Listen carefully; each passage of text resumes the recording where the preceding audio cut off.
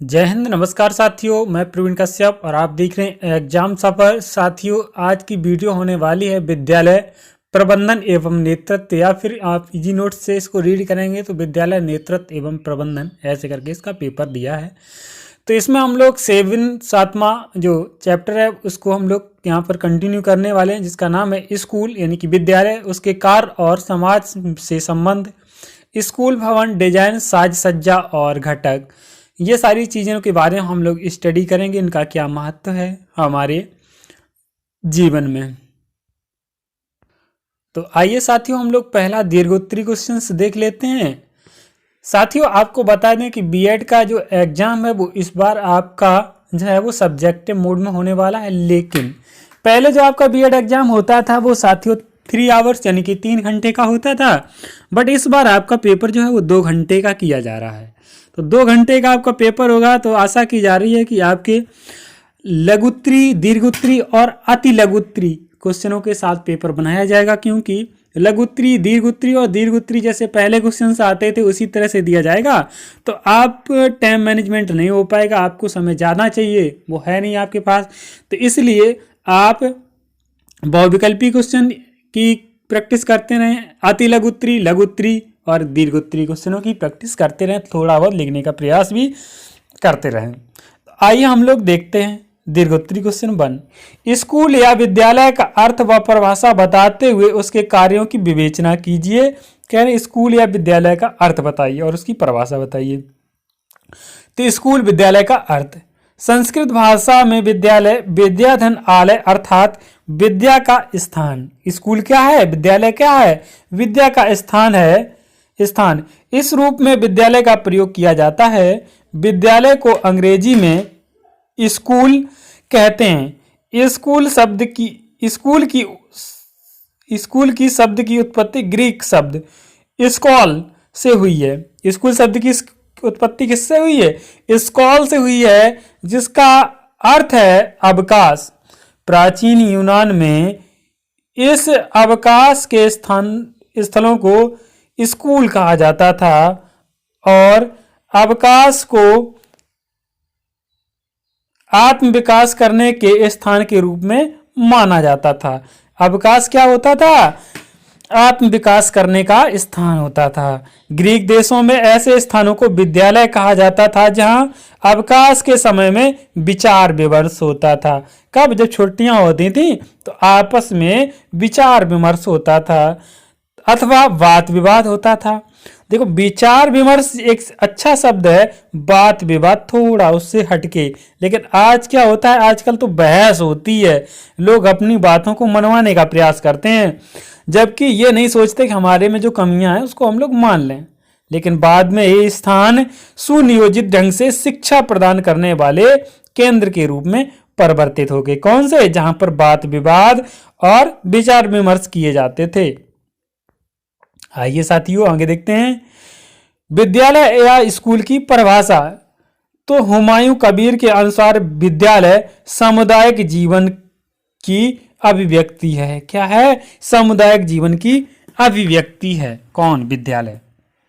TP none के अनुसार विद्यालय को ऐसा स्थान नहीं समझा जाना चाहिए जहां किसी निश्चित ज्ञान को सीखा जाए। विद्यालय में क्या? एक निश्चित ज्ञान नहीं सीखा जाता है। तो फिर क्या होता? अब यहाँ ऐसा स्थान है जहाँ छात्रों को क्रियाओं के उन विशेष रूपों के लिए प्रशिक्षित किया जाता है जो संसार में सर्वाधिक महत्व रखती हैं। वो सारी चीज़ें यहाँ पर सिखाई जाती हैं। क्लियर हो गया जी? तो ऐसे करके आप विद्यालय के बारे में लिख सकते हैं। ये दीर्घोत्तरी क्वेश्चन हो गया। आइए लघुत्तरी क्वेश्चन देखते हैं, इसी से अति लघुत्तरी क्वेश्चन बनेंगे। तो विद्यालय के प्रकारों का पर प्रकाश डालिए। क्या कह रहे? विद्यालय के जो प्रकार होते हैं उन पर प्रकाश डालिए। अति महत्वपूर्ण क्वेश्चन हो जाता है। तो आइए से देख लेते हैं विद्यालय के प्रकार। विद्यालय विभिन्न प्रकार के होते हैं। इतनी बात तो आराम से लिख सकते हैं कि निम्न प्रकार के होते हैं, विभिन्न प्रकार के होते हैं। यह विभिन्नता उसके स्वरूप, ढांचे, प्रशासन, विचारधाराएं, उद्देश्य, भौतिक संसाधन के आधार पर होती हैं। विभिन्नताएं किस पर होती हैं? स्वरूप, ढांचा, प्रशासन, विचारधाराएं, उद्देश्य, हैं और भौतिक संसाधन के आधार पर होती हैं। नंबर 1 है केंद्रीय विद्यालय। यह अखिल भारतीय स्तर संचालित है। यह केंद्रीय माध्यमिक शिक्षा बोर्ड सीबीएसई द्वारा मान्यता प्राप्त है। कहाँ से होती है? सीबीएसई से केंद्रीय विद्यालय को मान्यताएं मिलती हैं। नवोदय विद्यालय, इसके बारे में खूब सुना होगा जब तक आप चौथी पांचवी में पढ़े होंगे। यह संस्थान केंद्र सरकार द्वारा संचालित है।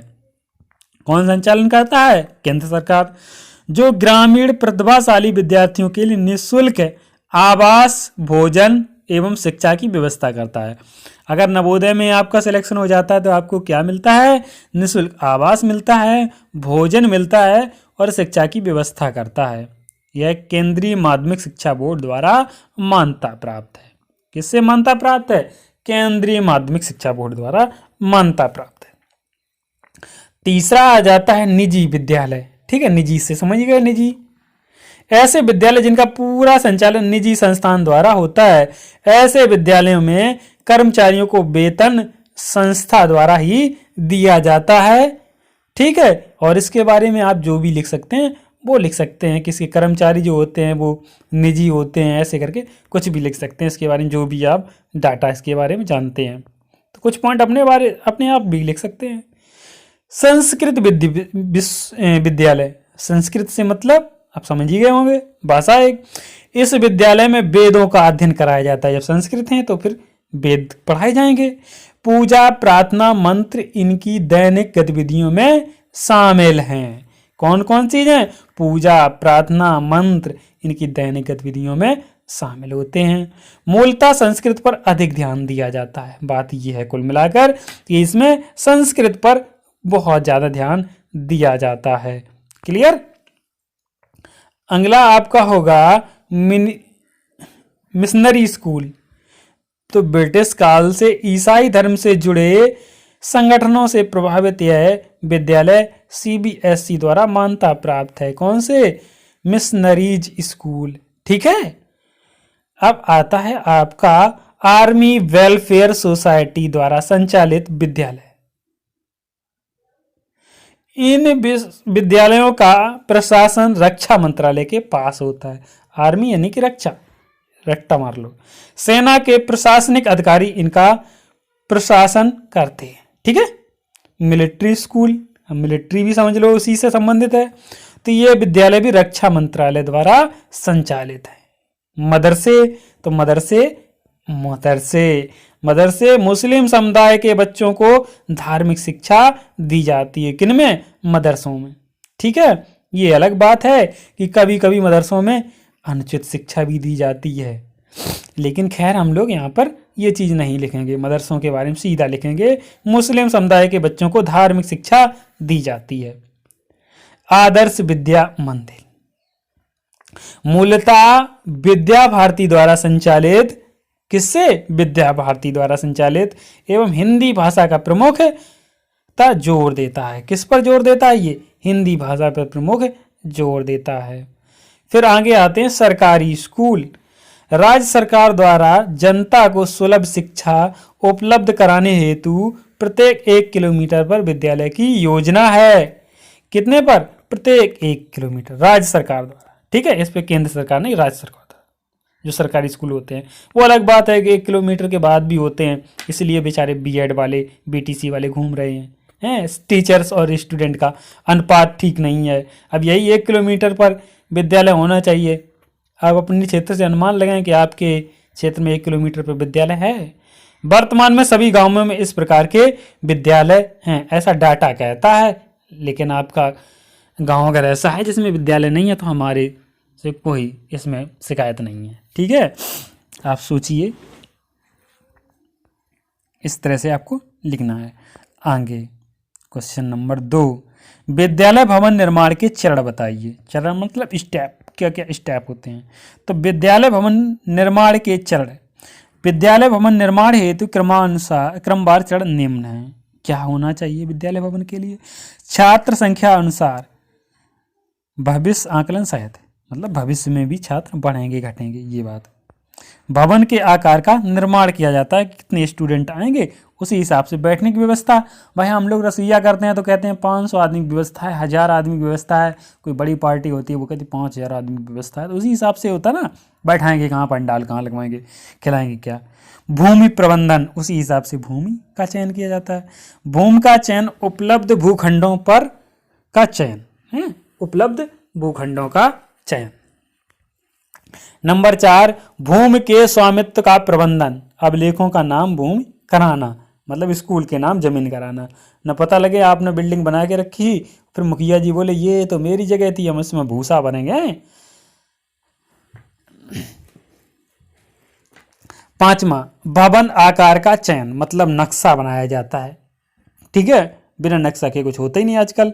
लागत का आकलन, मतलब इस पर कॉस्ट क्या आएगी उसका आकलन। संसाधनों की व्यवस्था, कौन से, वित्त, मानव संसाधन, तकनीकी परामर्श तथा क्रियान्वयन। 8वां पॉइंट होगा वित्तीय एवं मानव संसाधन के कार्यों का अभिलेखीकरण। और 9वां पॉइंट हैगा अभिलेखों का पूर्ण व अनुरक्षण एवं अनुश्रवण। 10वां पॉइंट होगा भूमि पूरित होने की सूचना व प्राप्त धनराशि का उपयोग प्रमाण पत्र प्रस्तुत कराना। लास्ट में आपको प्रमाण पत्र दे दिया गया।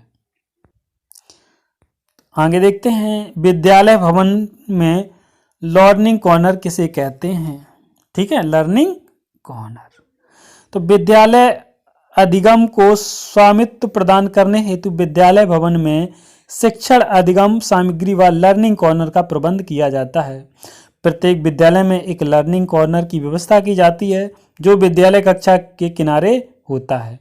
इसमें छात्रों के पाठ व विषय से संबंधित TLM जैसे नक्शे, मानचित्र, पुस्तकें आदि होती हैं।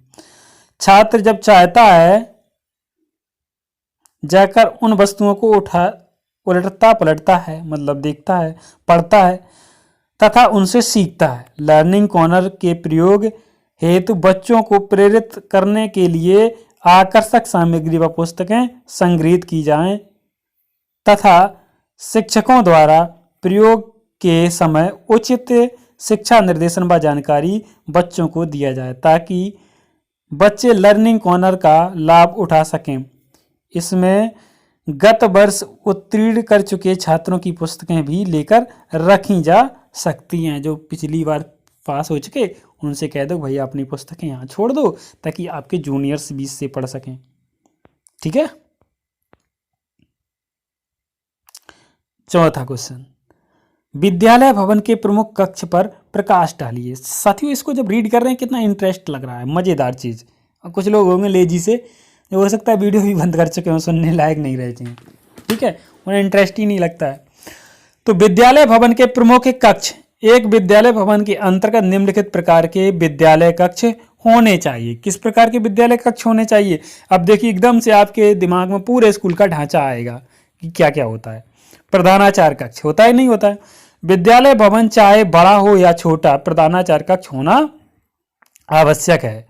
यह कक्ष ऐसे स्थान पर होना चाहिए जहां से प्रधानाचार्य स्कूल के सभी प्रशासनिक व शैक्षिक गतिविधियों का निरीक्षण कर सकें। ऐसे स्थान पर रखना चाहिए, कोपचे में नहीं, कोने में नहीं। स्कूल कार्यालय, प्रधानाचार्य कक्ष के पास ही विद्यालय कार्यालय भी होना चाहिए। कार्यालय का आकार उसमें काम करने वाले कर्मचारियों की संख्या के अनुसार होना चाहिए।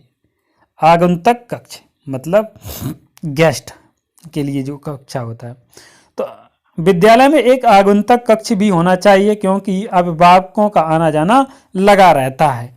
अच्छे जो गार्जियंस होते हैं वो कम से कम, चाहे आपकी कोचिंग हो चाहे आपकी स्कूल हो, कहीं पर भी हैं जरूर जाते हैं, उनसे बातचीत करते हैं टीचर से, हमारा बच्चा क्या करता है, मतलब जो जागरूक लोग हैं। सभा कक्ष, विशेष अवसरों पर शिक्षक व छात्रों को एक साथ बैठने के लिए एक सभा भवन भी होना चाहिए। कक्षा कक्ष, छात्रों की संख्या के अनुरूप विद्यालय के कमरों की व्यवस्था होनी चाहिए। ठीक, कक्षा कक्ष मतलब जो पढ़ने वाले कक्षा। अगला शिक्षक कक्ष, शिक्षण कार्य लगातार करने पर शिक्षकों के मानसिक थकान स्वाभाविक रूप से आ जाती है। इसलिए खाली समय में शिक्षकों को आराम करने के लिए एक शिक्षक कक्ष होना चाहिए। 7वां पॉइंट है पुस्तकालय। विद्यार्थियों की संख्या व आवश्यकताओं को ध्यान में रखते हुए स्कूल में एक पुस्तकालय कक्ष बनाया जाना चाहिए। फिर आगे है विज्ञान कक्ष। जानते हैं वर्तमान समय में सभी विद्यालयों में विज्ञान की शिक्षा अनिवार्य रूप से दी जा रही है, इसलिए प्रत्येक विद्यालय में एक विज्ञान कक्ष होना आवश्यक है। आगे आपका है स्कूल कैंटीन। ये भी देखिए विद्यालय के प्रांगण में एक कैंटीन का होना भी बहुत आवश्यक है। शौचालय, ये भी इंपॉर्टेंट चीज है। विद्यालय में शौचालय का निर्माण पर्याप्त संख्या में होना चाहिए। प्रधानाचार्य, शिक्षक व छात्र छात्राओं के लिए अलग अलग शौचालय होने चाहिए तथा सफाई के लिए सफाई कर्मचारियों की व्यवस्था होनी चाहिए। स्टैंड, विद्यालय में छात्रों की सुविधा के लिए साइकिल, स्कूटर आदि गाड़ियां खड़ी करने के लिए स्टैंड होना चाहिए। विद्यालय के मुख्य गेट के पास स्टैंड बनवाना चाहिए। ठीक है। अगला क्वेश्चन आपके सामने है, विद्यालय स्कूल की प्रमुख विशेषताएं समझाइए, मतलब इसकी विशेषताएं। तो विद्यालय की प्रमुख विशेषताएं, विद्यालय की प्रमुख विशेषताएं निम्नलिखित हैं। लघु समाज, विद्यालय समाज की आवश्यकताओं, मूल्यों और अवकाशों को प्रतिबिंबित करता है। शिक्षा प्रणाली समाज की आवश्यकताओं के अनुसार परिवर्तित होती है, तो विद्यालय का स्वरूप की बदल जाता है, मतलब स्वरूप भी बदल जाता है कि नहीं होना चाहिए। विशिष्ट वातावरण, विद्यालय शिक्षा प्रक्रिया के संचालन हेतु विशेष वातावरण का सृजन करता है। यह वातावरण तो सरल, शुद्ध और संतुलित बनाकर प्रस्तुत करता है। शिक्षा का साधन, विद्यालय शिक्षा का औपचारिक एवं सक्रिय साधन है। अनौपचारिक नहीं, औपचारिक और कैसा सक्रिय साधन है, जहां देश के भविष्य का निर्माण होता है विद्यालय में, तथा विद्यार्थियों को भावी जीवन के लिए तैयार किया जाता है। चौथा, बाल केंद्रित, विद्यालय में बालक की व्यक्तिगत भिन्नताओं के अनुसार शिक्षा प्रदान की जाती है। विद्यालय बाल केंद्रित शिक्षा के माध्यम से बालकों के व्यक्तित्व को सर्वांगीण संतुलित विकास कराता है। आपका नेक्स्ट पॉइंट होगा इसी में 5वां, देख लेते हैं।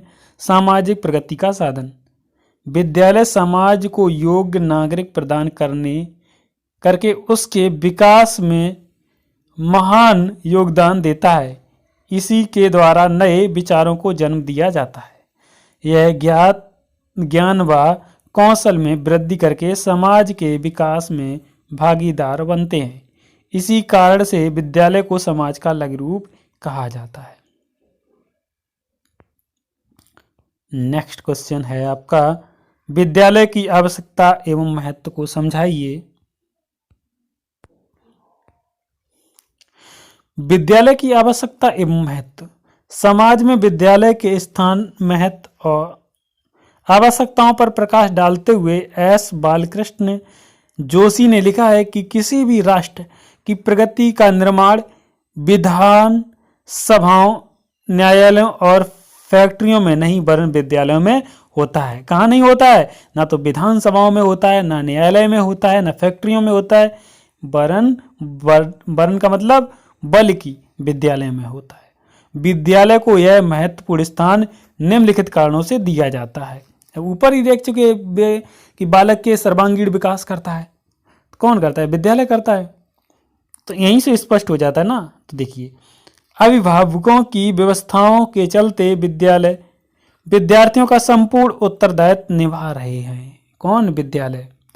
विद्यालय सांस्कृतिक विरासत के संरक्षक व हस्तांतरण में सहायक हैं। ठीक है। विद्यालय परिवार और बाह्य जीवन को जोड़ने वाली कड़ी है। परिवार को भी जोड़ते हैं और बाह्य जीवन को भी जोड़ते हैं। विद्यालयों को विद्यार्थियों के बहुमुखी प्रतिभा विकास का महत्वपूर्ण साधन समझा जाता है। ठीक है, बहुत सारी प्रतिभाएं विद्यालय जाने से ही बालक में फूटती हैं, निकलती हैं। 5वां पॉइंट होगा, राज्य के आदर्शों और विचारधाराओं को फैलाने के लिए विद्यालय को अति महत्वपूर्ण साधन माना गया है।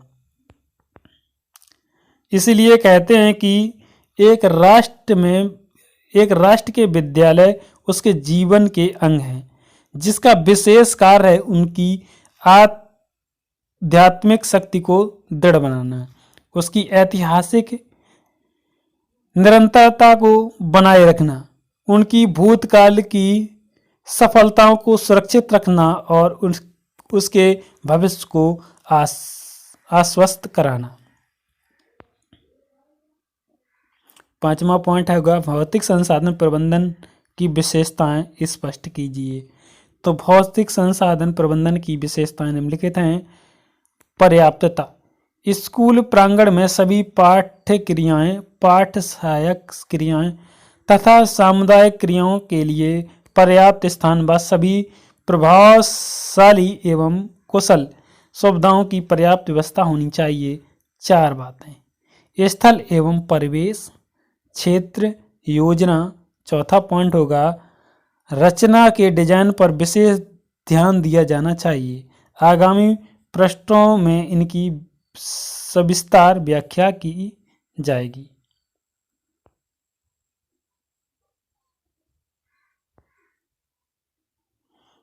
चलो आइए हम लोग यहीं पे देख लेते हैं। संरक्षण एवं कल्याण, स्कूल प्लॉट में विद्यार्थियों एवं अध्यापकों को स्वास्थ्य संरक्षण की क्षमता होनी चाहिए। इनका निर्माण स्वच्छता के नियमों के अनुकूल होना चाहिए, मतलब स्वच्छता पर बहुत ध्यान देना चाहिए। इसमें प्रकाश और हवा की उचित प्रबंधन होना चाहिए, मतलब लाइट और हवा। अब ऐसा तो नहीं है कि 24 घंटे लाइट हो, तो इसलिए नेचर ने जो लाइट दी है वो खिड़कियाँ सही से होनी चाहिए और हवा भी 24 घंटे उनसे आनी चाहिए।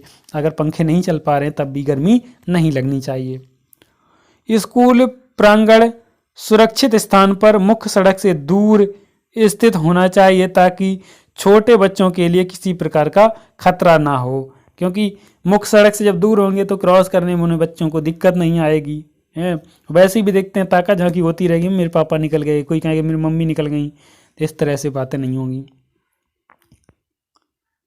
लचीलापन, स्कूल प्रांगण की रचना एवं उसके प्रयोग में कठोरता नहीं होनी चाहिए। आवश्यकताओं के अनुसार उसमें सुधार के लिए भी पर्याप्त स्थान होना चाहिए। सामंजस्य, स्कूल प्रांगण के विभिन्न भागों में अंतर व्यवहारिक सामंजस्य होना चाहिए। सभी विभाग अलग अलग काम करते हुए भी एक दूसरे से संबंधित होने चाहिए। वे इस प्रकार स्थित होने चाहिए कि एक स्कूल एक दूसरे के काम में बाधक ना हो। ठीक है, संस्थान जो है वो एक दूसरे से बाधक ना हो। प्रत्येक विभाग अपने विशिष्ट उद्देश्य के लिए सुनियोजित होना चाहिए। जिन विभागों में प्राकृतिक रूप से शोर रहता है उन्हें अन्य विभागों से दूर स्थित किया जाना चाहिए। मतलब जिन विभागों में शोरगुल रहता है वो विद्यालय से थोड़े दूर रहने चाहिए, जैसे कार्यालय और रसायन विज्ञान की प्रयोगशाला। कक्षाओं से दूर स्थित होनी चाहिए। स्टाफ कक्ष प्रिंसिपल कक्ष के कमरे से निकट होना चाहिए ताकि टीचर गप्पे ना मार सकें। और प्रयोगशालाएं और थोड़ा ये चीज़ें कहाँ, कार्यालय जैसी चीज़ें दूर रहना चाहिए। उनका बच्चों से लेन देन नहीं होता है, कार्यालय से, प्रयोगशाला से तो होता है, लेकिन प्रयोगशाला में खुले लोग बाग घूमेंगे तो फिर क्लास में डिस्टरबेंस होता है, तो डिस्टरबेंस नहीं होना चाहिए। कार्यकुशलता एवं एकता, स्कूल प्रांगण इस प्रकार आयोजित किया जाना चाहिए कि उसमें कार्यकुशलता एवं एकता हो। इससे विद्यार्थियों को अधिकतम लाभ प्राप्त हो। इससे विद्यार्थियों, अध्यापकों एवं मुख्याध्यापक के समय व शक्ति का अपव्यय न हो। सुंदरता, स्कूल प्रांगण की कलात्मक एवं सौंदर्यात्मक रचना होनी चाहिए। स्कूल में स्वच्छता स्कूल की सुंदरता का प्रतीक होता है। यदि प्रांगण सुंदर होगा तो विद्यार्थियों और अध्यापक अपने कार्य के प्रति आकर्षण अनुभव करेंगे, अच्छा देखने में लगेगा। अच्छा स्कूल होगा तो पढ़ाने वाले का मन लगेगा। हैं, अब ऐसे ही पढ़ा है तो गंदा तो फील हो गई, निगेटिविटी आएगी अगर गंदा पढ़ाया, और पॉजिटिविटी आएगी, ये साफ है। ये जरूर होता है। आपने देखा होगा छोटे बच्चे को आप गंदे कपड़े पहनाओ तो वो ऐसे ही घूमेगा। उसको मार्केट से नॉर्मल सी चीज नई चड्डी लेके दे दो आके, अंडरवियर नया लेके दे दो आके, फिर देखो बच्चे के रुतबा। तो जब नए अंडरवियर से इतना चेंजमेंट आता है, तो जब पूरा उसको अच्छे से कपड़े दोगे तो उसमें अलग से चेंज आएगा। इसी प्रकार से विद्यालय है, साफ सफाई रखोगे तो अलग से फीलिंग आएगी। ऐसा आप घर में भी करके देख सकते हो। एक कमरे में आप प्रयोग करके देख सकते हो कि कूड़ा रख दो, ऐसी किताबें उल्टी सीधी फेंक दो, फिर देखो उसमें पढ़ाई में मन नहीं लगेगा। और सुनियोजित साफ एकदम से अच्छा कमरा हो तो फिर आपका मन लगेगा। नेक्स्ट क्वेश्चन, विद्यालय भवन निर्माण के सिद्धांतों का उल्लेख कीजिए। तो विद्यालय भवन निर्माण के सिद्धांत। विद्यालय भवन निर्माण के समय निम्नांकित तथ्यों को ध्यान में रखना चाहिए। कौन कौन से? पहला है, संपूर्ण विद्यालय भवन की योजना एक बार में ही पहले ही बना लेनी चाहिए, बीच में तोड़ा फोड़ी नहीं होनी चाहिए। भवन योजना के अनुरूप ही आर्थिक साधनों की पर्याप्त व्यवस्था कर लेनी चाहिए कि बीच में शॉर्टेज ही ना आए। यदि पर्याप्त आर्थिक साधन उपलब्ध ना हो तो भवन निर्माण का कार्य टुकड़ों में करा देना चाहिए। जो इम्पोर्टेंट चीज़ें हैं प्रारंभ में ही करा लो, जो नहीं है उन्हें छोड़ दो, फिर बाद में कराते रहना। भवन में प्रकाश, वायु तथा स्वच्छता की पर्याप्त व्यवस्था की जाए कि प्रकाश पर्याप्त मिलता रहे, हवा पर्याप्त आती रही और स्वच्छता भी बनी रहे। विद्यालय भवन विद्यालय की आवश्यकता के अनुरूप हो। प्राथमिक व माध्यमिक विद्यालयों की भवन संबंधी आवश्यकताएं पृथक पृथक होती हैं। भवन में भावी विस्तार की पर्याप्त संभावनाएं होनी चाहिए। आवश्यकता पड़ने पर विद्यालय की डिजाइन बदली जा सकती है, जैसे आई टाइप को ई, ठीक है, आई देखो आई ऐसी बनी है तो उसको ई ऐसे कर लिया, ओ को एच या एल प्रकार में बदलना पड़ सकता है। इस प्रकार के परिवर्तनों की पहले ही व्यवस्था कर देनी चाहिए। आई को ई ऐसे ट्रिक से याद कर लो थोड़ा सा, और क्या है।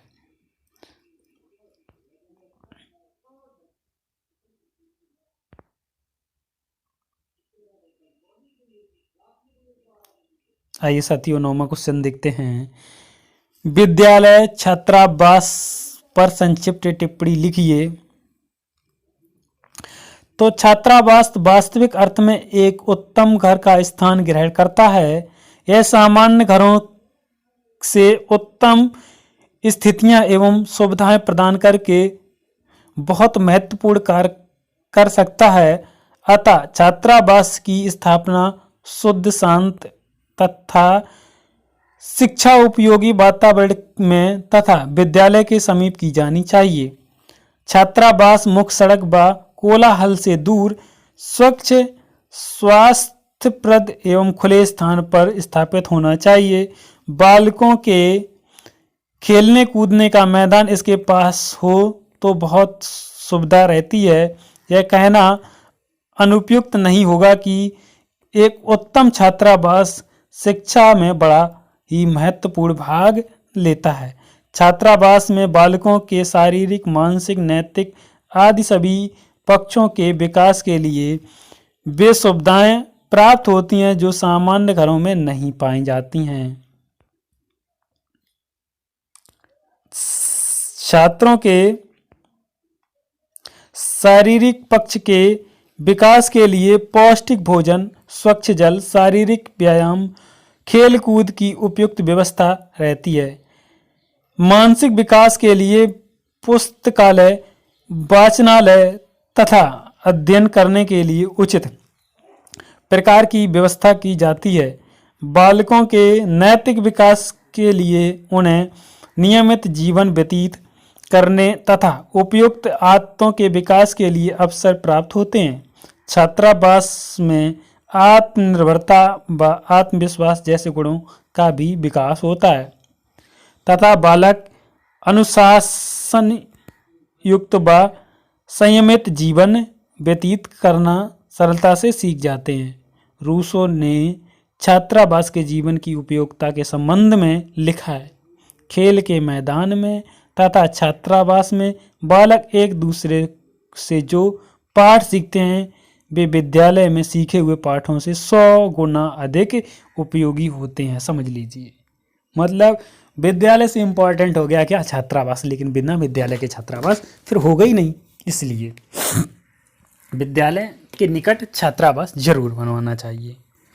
10वां क्वेश्चन होगा, विद्यालय भवन की विशेषताएं स्पष्ट कीजिए। विद्यालय के अच्छे भवन में निम्नलिखित विशेषताएं होनी चाहिए। पर्याप्त स्थान, ध्यान से रखना, ध्यान से सुनना चीज़ों को।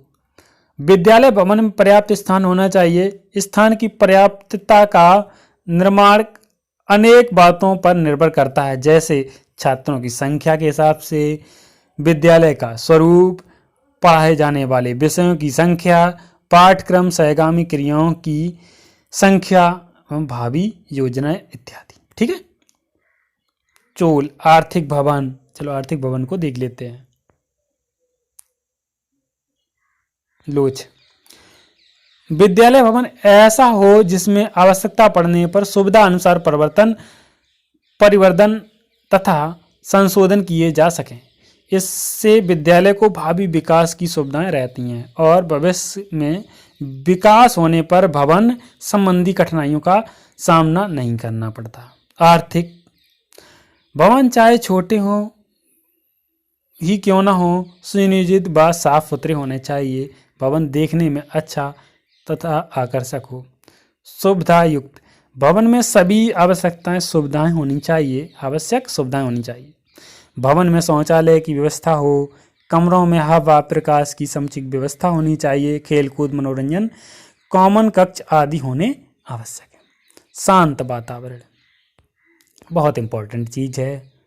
विद्यालय भवन शांत वातावरण में हो, नगर व उद्योगों के कोलाहल वातावरण से दूर। विद्यालय सरस्वती वंदना के शांत व सुरमय मंदिर होने चाहिए, किंतु छात्रों के आवास स्थान से इतने दूर भी ना हो कि छात्रों को वहां तक पहुंचने की असुविधा हो। मतलब इतने दूर रख दिए जाके कि लोग पहुंच ही नहीं पा रहे, तो फिर दिक्कत हो जाएगी। नेक्स्ट जो आपका चैप्टर होगा वो होगा स्कूल वातावरण, अर्थ प्रकार, समय सारणी तैयार करने के सिद्धांत और तकनीकी, टीचर समय सारणी, समग्र विद्यालय समय सारणी और कक्षा समय सारणी। तो इसके बारे में हम लोग नेक्स्ट वीडियो में देखेंगे। तो आज की वीडियो को यहीं पर एंड करते हैं। कमेंट सेक्शन में एक कमेंट जरूर लिखें कि आज की क्लास आपको कैसी लगी। और छात्रों, आपको सभी को पता होगा कि आपका जो टेट होगा आपकी बार, जो आप TET देंगे, UPTET, उसमें इस समय चर्चा चल रही है। 100% श्योर तो नहीं है कि 25% अंक जो हैं वो आपके अब सुपर टेट यानी कि जब मेरिट बनेगी तो उसमें जोड़े जाएंगे 1/4 मार्क्स। तो ये इसके बारे में आपको जानकारी है या फिर नहीं, ये फैसला आपको कैसा लगा कमेंट सेक्शन में ज़रूर बताएं। Thank you for watching. मिलते हैं नेक्स्ट वीडियो में।